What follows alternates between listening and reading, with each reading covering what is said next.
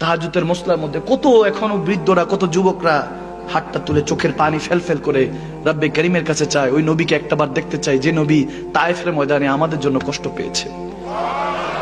সে নবীকে একটাবার দেখতে চাই। जब हुस्न था उनका जलवा नुमा अनवार का आलम क्या होगा, हर कोई फिदा है बिन देखे तो दीदार का आलम क्या होगा। सुभान না দেখে এত ভালোবাসি, দেখলে জানি কত ভালোবাসতাম। মাঝে মাঝে মন চায় বলি, ইয়া রাসূলুল্লাহ, অনেক বড় গুনাহগার, আপনার কাছে প্রত্যেক দিন নামা আমল নাকি ফেরেশতারা নিয়ে যায়, জানি না আমার আমলটা দেখলে আপনি কত কষ্ট পান। ইয়া রাসূলুল্লাহ, ওই উম্মত হতে পারি নাই। ফিলিস্তিনের মধ্যে ভাই বোনদের রক্ত ঝরানো হচ্ছে, কিছুই করতে পারছি না। ইয়া রাসূলুল্লাহ, আপনি যে দিন দিয়ে গিয়েছেন সে দিনটাকে আঁকড়ে ধরে রাখতে পারছি না। ইয়া রাসূলুল্লাহ, মাঝে মাঝে নামাজ কাজা হয়ে যায়। ইয়া রাসূলুল্লাহ, মা বাবার খেদমতের কথা বলেছেন সেটাও ভুলে যাই। ইয়া রাসূলুল্লাহ, সমস্ত গুনাহ করি, কিন্তু একটা জিনিস সবসময় মনে মনে ভাবি, ইয়া রাসূলুল্লাহ, আপনাকে বড় ভালোবাসি। সত্যি করে বলছি, এখনো হয়তোবা অনেক যুবক আছে যারা হয়তোবা আল্লাহকে দেখে নাই, জিবরিল দেখে নাই, কোরআন সত্যি কি নাজিল হয়েছে এগুলো জানে না, কিন্তু আপনি নবী মুস্তাফা বলেছিলেন এটা কোরআন সবাই মেনে নিয়েছে, সাহাবাদের মতো সবাই মেনে নিয়েছে। ইয়া রাসূলুল্লাহ, আমাকে ওই তৌফিক দেন যাতে দ্বীনকে জিন্দা করতে পারি, কোরআনকে প্রত্যেকটা মুমিনের সিনার মধ্যে ধারণ করাতে পারি।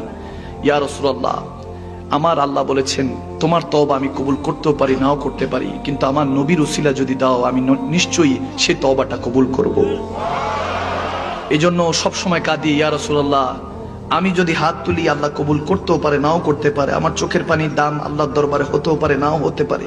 মেরাজ রজনীতে আপনি আল্লাহর কাছে জিজ্ঞেস করেছিলেন, আল্লাহ তুমি তো সমস্ত কিছুর মালিক, তোমার তো সমস্ত কিছু তোমার হুকুমে চলে। আল্লাহ, তোমার কাছে কি এমন কোনো কিছু আছে যেটা বান্দার কাছে আছে কিন্তু তোমার কাছে নাই? এমন কোনো জিনিস আছে যে তোমার কাছে নাই? আল্লাহ ওদিন বলেছিল, আমি সমস্ত কিছুর খালেক ও মালিক, সবকিছু আমার নিয়ন্ত্রণে, সবকিছু আমার কাছে আছে, কিন্তু একটা জিনিস ছাড়া, সেটা হলো বান্দার চোখের পানি।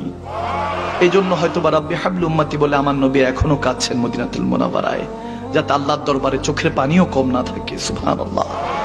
সে নবীর ঋণ কি দিয়ে শোধ করবেন বান্দা? উঠুন, উঠ বান্দা, क्यों डरता है, देख खुदा फिर क्या करता है। উঠুন, সে আল্লাহর নামে উঠুন, রাসূলুল্লাহর নামে উঠুন, আবার নতুন করে শুরু করুন। দুনিয়াদার মানুষরা আপনাকে কি বলবে ভাবার দরকার নেই, চিন্তা করতে থাকুন। কবরে নবীকে চেহারা দেখাতে হবে, হাসরে আল্লাহর কাছে হিসাবটা দিতে হবে, ঠিক না? আল্লাহ কবুল করুক, আমিন বলে।